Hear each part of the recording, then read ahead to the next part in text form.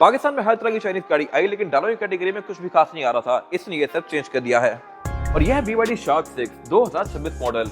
ये गाड़ी फीचर्स के लिहाज से रीवो से बहुत ज्यादा बेहतर है और ये प्लग इन हाइब्रिड है। रीवो वही डीजल, जबकि ये गाड़ी फीचर्स के लिहाज से लैंड क्रूजर से भी ज्यादा इक्विप्ड है। इसमें और क्या क्या जबरदस्त आता है मैं कवर करूंगा इस वीडियो में। पाकिस्तान में इस गाड़ी को आते हुए कुछ टाइम हो गया है, लेकिन ये गाड़ी अब कैसा परफॉर्म कर रही है ये भी मैं कवर करूंगा इस रिव्यू में। इस गाड़ी की मैंने पहले रेस भी की हुई है रेवो GR 2025 के साथ और फोर्ड रेंजर रैप्टर के साथ। रेंजर रैप्टर से काफी ज्यादा महंगा है, बट स्टिल पावर में ये गाड़ी इजीली इसको बीट करती है। एवरेज के लिहाज से भी जस्ट इसकी आवाज से कम है, लेकिन वो मेरे ख्याल से इन गाड़ी में इतना मैटर नहीं करती। ओवरऑल ये गाड़ी पाकिस्तान के लिहाज से एक बहुत बड़ी अपग्रेड है। डालो की कैटेगरी में कोई खास ऑप्शन है ही नहीं। इसके आने के बाद पाकिस्तान में कुछ और गाड़ियां भी आ गई हैं जो कि इसको टफ कंपटीशन देंगी, जैसा कि GWM का टैंक इसी के प्राइस ब्रैकेट के आसपास है और वो गाड़ी फीचर्स के लिहाज से पूरी लैंड क्रूजर ही है। तो उसके साथ ये गाड़ी कैसा परफॉर्म करती है ये भी आपको जल्दी देखने को मिल जाएगा। तो इसकी प्राइस है 2,13,00,000 रुपए। ये ब्रांड न्यू है और सेगमेंट मोटरस्पोर्ट के पास अवेलेबल है। और अगर आपने इसके बारे में कोई इन्फॉर्मेशन लेनी है तो आप दिए गए नंबर पे कॉल कर सकते हैं। सबसे पहले बात करते हैं इस गाड़ी के इंटीरियर की, क्योंकि मोस्टली डाले बाहर से तो खूबसूरत होते हैं, लेकिन अंदर आके बिल्कुल वो बेसिक हो जाते हैं। ये गाड़ी अंदर से भी बहुत नेक्स्ट लेवल है। और सबसे पहले जहाँ पे आपकी नजर जाएगी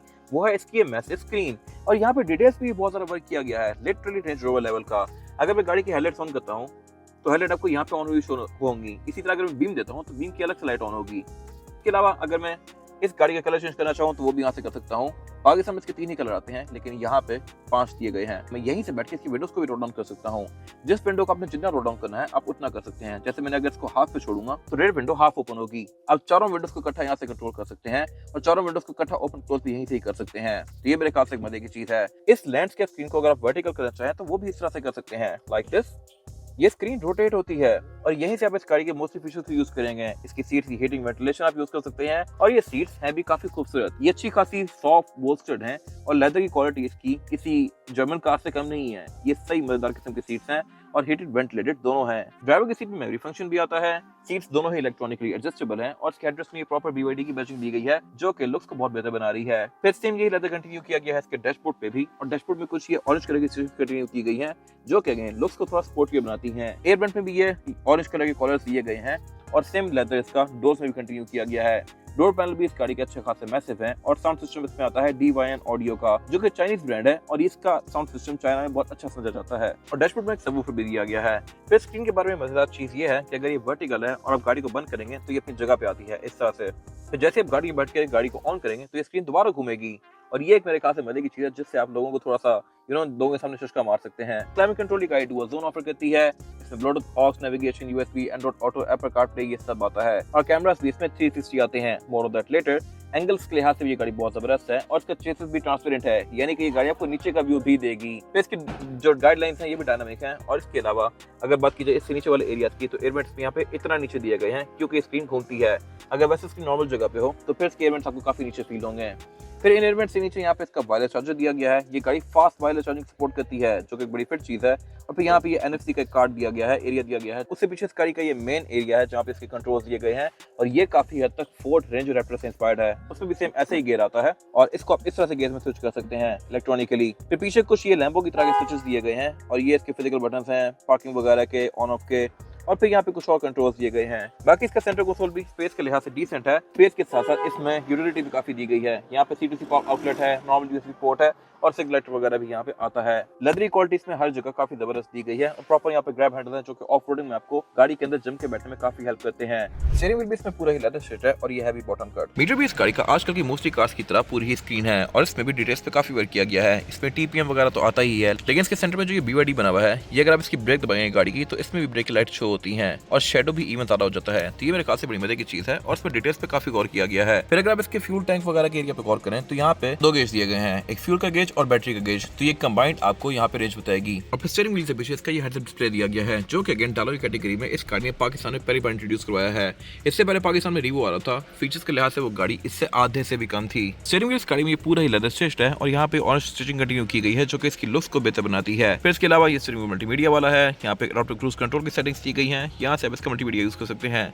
फिर नीचे यहाँ पे इसकी ड्राइव मोड्स दिए गए हैं, ये इसके ड्राइविंग मोड्स हैं और फिर इसके टेरेन के मोड्स हैं। अगर आप कहीं रॉक, सैंड, मड वगैरह में जाते हैं तो आप यहाँ से मोड चेंज करके इसको यूज कर सकते हैं। वाइपर्स में रेन सेंसिंग आते हैं और हेडलाइट्स भी इसमें ऑटोमेटिक हैं। विंडोज गाड़ी में चारों सिंगल टैप वाली हैं, साइड मिरर्स में ऑटो रिट्रैक्टेबल हैं और यहाँ पे इसका ये फ्यूल का बटन दिया गया है और ये इलेक्ट्रॉनिक है। लेकिन इसके बारे में भी एक चीज इंटरेस्टिंग है, वो ये है कि मैं इसको पुश कर दूंगा तो ये फ्यूल डोर को ओपन ही करेगा। गाड़ी का इंजन बंद करने के बाद ही फ्यूल डोर ओपन होता है और ये मेरे ख्याल से एक अच्छा प्रिकॉशन है। इसमें यहाँ पे आपको सेंसर नजर आ रहे होंगे, ये बेसिकली फटीग सेंसर्स हैं और ये ड्राइवर को काफी हद तक मॉनिटर करते रहते हैं। फिर अगर बात कीजिए इस गाड़ी के इंटीरियर की ओवरऑल वाइब की, तो ये कहीं से भी नहीं लगता कि ये डाले का इंटीरियर है। अगर आप इसके बाद रिवो में बैठे तो वो गाड़ी आपको इंस्टेंट लगेगी।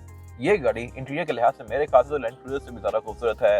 हर चीज यहाँ टॉप नॉच है और फ्रंट इस गाड़ी का काफी हद तक फोर्ड F-150 लाइटनिंग से इंस्पायर्ड है, जो कि इस कैटेगरी में बेस्ट ट्रक है। लाइटनिंग ईवी होता है बट ये गाड़ी इंजन के साथ है और इसमें ये पूरी DRL end to end continue करी है यहाँ पे। फिर अगर आप इसके हेडलाइट्स को गौर करें तो इनमें भी डिटेल पे बहुत वर्क किया गया है। प्रोजेक्शन लैंप तो है ही, लेकिन उनके साथ DRL अलग से दी गई है और फिर इसके बीच में जो ग्लास है ये भी सही हाई क्वालिटी है। इसकी विजिबिलिटी भी ड्राइवर वगैरह से बहुत बेहतर है और इसके अलावा ये गाड़ी फॉग लैंप भी रेडी में ऑफर करती है। हर चीज यहाँ पे फंक्शनल है, कोई फ्लिमजी टच वगैरह नहीं दिया गया। यहाँ पे 2 हुक्स इसमें नीचे शेल्फ के साथ माउंटेड हैं, लेकिन यहाँ पे उसके लिए कोई फेक जगह नहीं दी गई। हर चीज इसमें प्रॉपर फंक्शन के साथ आती है। स्किड प्लेट इसमें नीचे दी गई है, ट्रैक्टर यहाँ पे काफी शार्प है और इसके अलावा एक गाड़ी रडार भी ऑफर करती है और इसमें कुछ और सेंसर्स भी आते हैं जो कि इसके बहुत सारे फीचर्स को एनेबल करते हैं। इसमें lane keeper assist, lane departure assist, auto braking, adaptive cruise control, ये सारी चीजें आती हैं। रिवो से ना सिर्फ ये गाड़ी बेहतर है बल्कि साइज में उससे बड़ी भी है। साइज के लिहाज से गाड़ी टकोमा वगैरह जितनी है और टकोमा रिवो से एक बड़ी कैटेगरी है। जहां तक बात है इसकी ओवरऑल साइड प्रोफाइल की, तो ये देखने में बिल्कुल सिंपल सी लगती है, लेकिन फीचर्स के लिहाज से ये बहुत ज्यादा लोडेड है। इस तरह से इसकी साइड मिरर में ये 360 डिग्री कैमरा सेटअप दिया गया है जो कि आपको इसका ऑल राउंड व्यू देगा। फिर इसमें यहाँ पे वेलकम लाइट्स भी आती हैं और इसके अलावा स्मार्ट एंट्री भी ये गाड़ी ऑफर करती है। एंट्री और एग्जिट भी इसमें आसान है क्योंकि ये गाड़ी आपकी हाइट पे ही है और प्रॉपर यहाँ ग्रैब हैंडल्स दिए गए हैं। लेकिन इसकी सबसे बेस्ट चीज है यहाँ पे इसमें बैक पे सस्पेंशन आता है, कमाइयां नहीं आती, तो इसकी राइड कंपैरेटिवली रिवो से बहुत ज्यादा स्टेबल है और ये चीज आपको यूजुअली महंगी गाड़ी में देखने को मिलती है, हमर वगैरह में, हमर ईवी में। और ये गाड़ी ऑल व्हील ड्राइव है। रेयर एंड भी इसका फ्रंट की तरह ही खूबसूरत है और यहाँ पे भी टेल लाइट इसकी एंड टू एंड कंटिन्यू करती है आजकल की मोस्टली नई ईवीज की तरह। तो यहाँ पे BYD एम्बोस है और इसके अलावा इसके बैजेस कंप्लीटली ब्लैक डॉट आते हैं, ये मेरे ख्याल से एक चीज है। फिर इसका जो बम्पर है ये भी मैट फिनिश में है, बैक पे इसमें पार्किंग सेंसर्स आते हैं और ये गाड़ी रेयर फॉग भी ऑफर करती है। फिर इसके अलावा यहाँ पे इसके टोइंग गियर वगैरह दिए गए हैं जैसा कि अमेरिकन ट्रक्स में आते हैं। और इसमें एक और मजेदार चीज है, वो ये है कि इसमें एक तो टेल गेट पॉवर्ड है और ये खोलने पे नीचे डस्ट करके गिर नहीं जाता, ये आहिस्ता से ओपन होता है। इसमें स्लो डाउन शॉक आता है जो कि रिवो ऑफर नहीं करता। फिर इसकी डिग्गी में एक और अच्छी चीज ये है कि इसमें यहाँ पे V12 दिया गया है, व्हीकल टू लोड। यहाँ से अपना घर या कैंप वगैरह को पावर कर सकते हैं। फिर इसके अलावा यहाँ पे आप इस तरह से बैठ भी सकते हैं और बेड भी इसका अच्छा खासा स्पेशियस है। बेड में इसकी प्रॉपर लाइट्स दी गई हैं और इसके अलावा इसकी शटर लाइट भी पाकिस्तान में इजीली मिलना शुरू हो गई है। शटर लाइट से इसकी ट्रंक की यूटिलिटी काफी हद तक बढ़ जाती है। एक चीज इसमें रिवो से कम है और वो है बैक पे विंडो। रिवो बैक पे यहाँ पे विंडो ऑफर करता है जो कि ओपन हो सकती है। इसमें विंडशील्ड फिक्स्ड ही है लेकिन उसका भी बहुत सारा यूज है नहीं। बाकी ऊपर से यहाँ पे एक शार्प नेटिंग भी दिया गया है जहाँ पे यूजुअली लोग नोटिस भी नहीं करते, बट स्टिल कंपनी ने यहाँ पे चीज लगा के बेची है। और इसमें फिर रूफ रेल्स भी आती हैं जो कि अगेन पाकिस्तानी गाड़ियां ऑफर नहीं करती। रेयर पैसेंजर का रूम भी इसमें फ्रंट पैसेंजर की तरह ही काफी लग्जरियस है। अब फ्रंट सीट को मैंने काफी लटाया हुआ है जिस तरह आप बंदा क्रूज करता है, लेकिन स्टिल मेरे पास यहाँ पे लेग रूम बाकी है। हेडरूम का भी इसमें कोई इशू नहीं है और सिर्फ यही नहीं, फीचर्स भी यहाँ पे अच्छे हैं। रेयर पैसेंजर्स के पावर अपडेट तो है ही, लेकिन यहाँ पे एयर वेंट्स भी दिए गए हैं। यहाँ पे फिर ऊपर लाइट्स भी दी गई हैं जो कि इस तरह टैप से ऑन करेंगे। फिर ऊपर यहाँ पे स्पीकर्स भी आते हैं DY ऑडियो के और ऊपर यहाँ माइक्स भी दिए गए हैं जो कि ऑडियो रिसेप्शन को बेहतर बनाते हैं। तो सेंटर में सेंटर कंसोल आता है। हेडरेस्ट में BYD की बैचिंग दी गई है और रेयर सीट भी फ्रंट सीट की तरह ही उतनी ही लग्जरियस हैं। इसमें सीट बेल्ट, RSFS के पोर्ट्स तो आते ही हैं और एयर बैग्स भी आते हैं। तो जहाँ तक बात है टायर साइज की, तो इसमें टायर साइज है 265, 65 और 18, लेकिन टायर इसमें कॉन्टिनेंटल का है जो कि काफी सॉफ्ट है और ये सिटी यूज के लिहाज से परफेक्ट है, लेकिन ऑफ रोडिंग में थोड़ा सा तंग कर सकता है क्योंकि स्किड काफी ज्यादा होगा। फिर इसके अलावा इसमें ड्रीम डुअल कॉम्बिनेशन में दिए गए हैं और ये गाड़ी बैक पे भी डिस्क ब्रेक ऑफर करती है।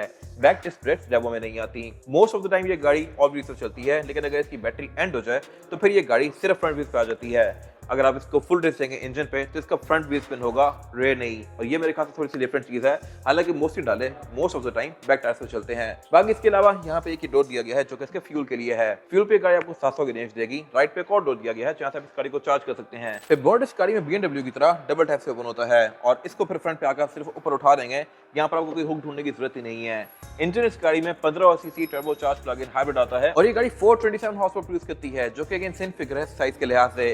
इस कैटेगरी में जो रेंजर आता है, रेंजर रैप्टर, वो गाड़ी भी इससे कम हॉर्स पावर प्रोड्यूस करती है। वो 405 होती है, ये 427 है और इसका 0 to 100 भी इंसेनली क्विक है। कंपनी क्लेम करती है 5.7, लेकिन मैंने इस गाड़ी को 0 to 100 5.5 सेकंड में भी किया हुआ है। बाकी इसमें ABS, traction control, drive mode ये सब आता है, लेकिन ये गाड़ी क्योंकि प्लग इन हाइब्रिड है तो यहाँ पे कुछ टेक्निकलिटीज हैं। ये गाड़ी एक फुली चार्ज और फ्यूल के साथ तकरीबन आपको 800 किलोमीटर की रेंज देगी। 800 किलोमीटर इस तरह के, 100 किलोमीटर EV पे और फिर 700 किलोमीटर फ्यूल पे, तो कंबाइंड ये 800 चलता है और ये काफी अच्छी रेंज है। अगर आप इसको लीटर में कन्वर्ट करें तो ये गाड़ी आपको तकरीबन 15 तक की एवरेज दे सकती है, जो कि मेरे ख्याल से बहुत जबरदस्त है। सिविक भी इतनी एवरेज नहीं देती, ये गाड़ी दे देती है। और एट द सेम टाइम ये गाड़ी इतनी मैसिव है। एवरेज इसकी सिविक वाली है बट परफॉर्मेंस इसकी स्पोर्ट्स कार्स वाली है। बाकी इसके अलावा इसके पार्ट्स का कोई भी मिल जाएगा पाकिस्तान में। BYD पाकिस्तान में काफी डीपली एस्टैब्लिश हो गया है और इसकी और भी कुछ गाड़ियां आती हैं जो कि मैंने पहले रिव्यू की हुई हैं। फिर इसके बोनट में हाइड्रोलिक भी आता है, यानी कि अगर मैं इसको छोड़ दूंगा तो ये खुद ओपन होगा, जबकि इसी प्राइस पॉइंट पे जो रीवो या फॉर्च्यूनर आती हैं उन गाड़ियों के बोनट को आप स्टैंड से ओपन करते हैं, काफी ऊपर लेके जाते हैं। फिर इसके अंदर प्रॉपर इंस्टॉलेशन भी दी गई है। और इसके इंजन के बारे में एक और इंटरेस्टिंग चीज है कि आप इस गाड़ी को मोस्टली इलेक्ट्रिसिटी भी यूज करेंगे। अब ये गाड़ी चार्ज है तो ये इसका इंजन ऑन ही नहीं हुआ। आप इसको बेशक अगर रेस भी कर रहे हैं तब भी इसका इंजन ऑन नहीं होगा most of the time, unless आप इसको स्पोर्ट्स पे करें। स्पोर्ट्स पे करती इस गाड़ी का इंजन किक इन कर जाता है। बट अभी ये गाड़ी काफी टाइम से ऑन खड़ी है, हीट इसमें 0 है क्योंकि इंजन यूज ही नहीं हो रहा। अगर आपको रिव्यू पसंद आया है तो रिव्यू को लाइक जरूर कीजिएगा और चैनल को सब्सक्राइब भी कर दीजिएगा। और अगर आपके पास गाड़ी के बारे में कोई राय है तो वो कमेंट सेक्शन में शेयर भी जरूर कीजिएगा। ये गाड़ी है 2,13,00,000 रुपए की, ब्रांड न्यू है, साइकिल मोटरस्पोर्ट के पास अवेलेबल है। इन्फॉर्मेशन के लिए आप दिए गए नंबर पर कॉल कर सकते हैं। Thank you for watching.